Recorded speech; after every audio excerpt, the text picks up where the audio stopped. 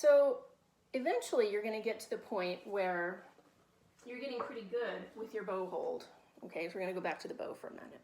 Okay, and I think getting to the point where you can play with the violin and the bow means that you need to be able to make a bow hold with one hand. Okay, so what I like to do is, like we did before, you're going to hold the bow with your left hand, wrong hand, with the hair facing you, and I want you to grab it in your fist. Okay, so the hair is facing pretty much like the pit of your thumb.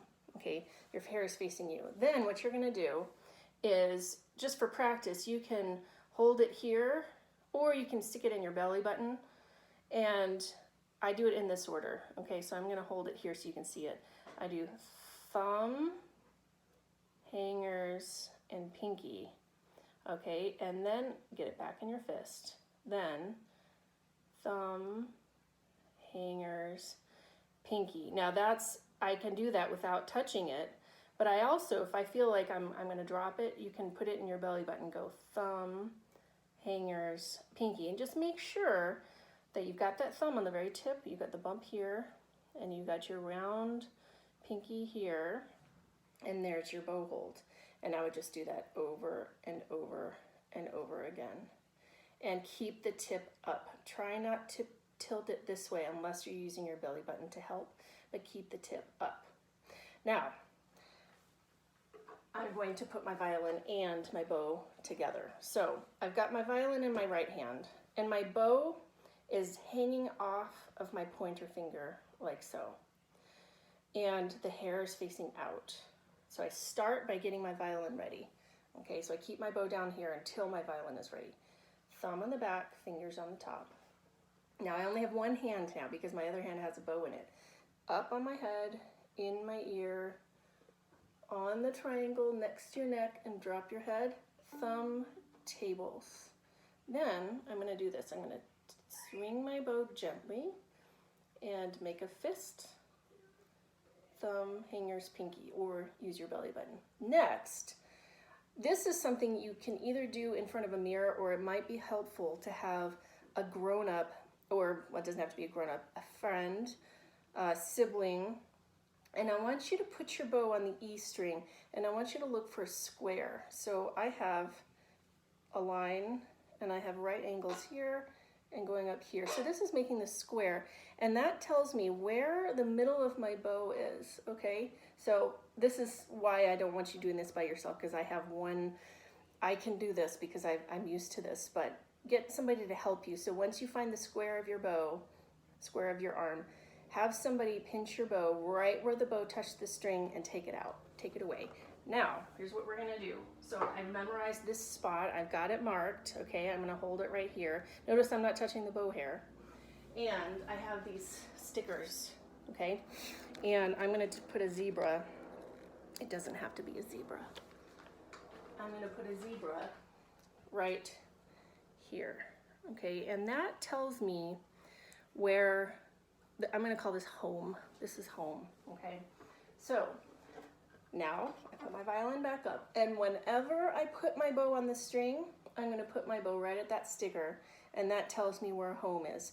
And whatever I do, that's where my bow goes. So I'm gonna always start with the string that's lowest. For violins, that's gonna be the E string.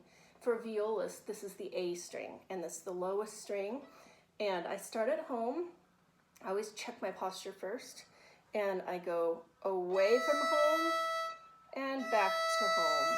And I'm gonna look where my bow touches the string and keep it the same distance between the bridge and the fingerboard. So I don't wanna do this, you see?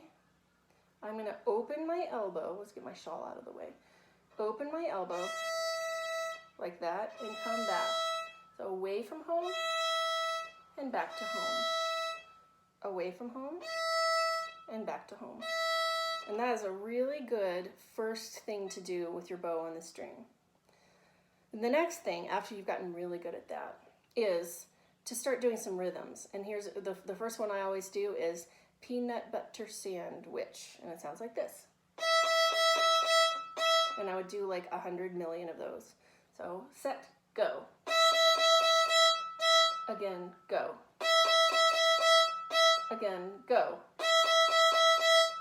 And when you've gotten really good at that, then you can go to the next lowest string. Violins, this is going to be the A string, and violas, this is the D string. So I raise, watch how I do this. I'm going to raise my wrist, my elbow, and my hand at the same time, and I'm just going to rock back and forth. So I touch my E string, I touch my A string, I touch my E string, A string. Violas, this would be your A string and D string.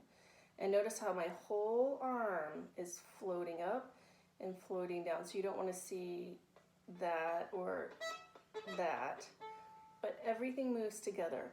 And at the beginning when you're learning to play, it's important that you take the time to stop in between string crossings to make sure that you're doing it all together. Train your arm to do it together. And then finally, do your rhythms on the lowest string, and then raise your whole arm to get to the A string. Don't move your bow until your bow is actually on the new string. Then raise. Finally, the last thing I want to show my beginners is, and this is after you've already mastered this with your bow, is to take your tables like this, and I'm just going to let go. I'm holding right here just to be safe, and I'm going to go slide it all the way back and back up here. Slide it all the way back and back up here, and slide it all the way back. Those are slides, and then you can also do swings. So you swing your elbow side to side, and then you can also swing your elbow behind you and pluck with your pinky on your E string, and then swing your elbow towards the middle of your body and pluck your G string with your pinky, and swing behind, pluck the E string, swing. And then finally, the last thing that I think everybody should be doing from the beginning is just pop your fingers. Okay, so I'm going to make my fingers round like this, and I'm going to just tap on the tips, and I like to do it like this. Pop and pop and pop and pop and pop and pop and change. Pop and pop and pop and pop and pop and pop and change. Pop and pop and pop and pop and pop and pop and change. Pop and pop and pop and pop and pop and pop and done. Thank you for joining me. Happy practicing.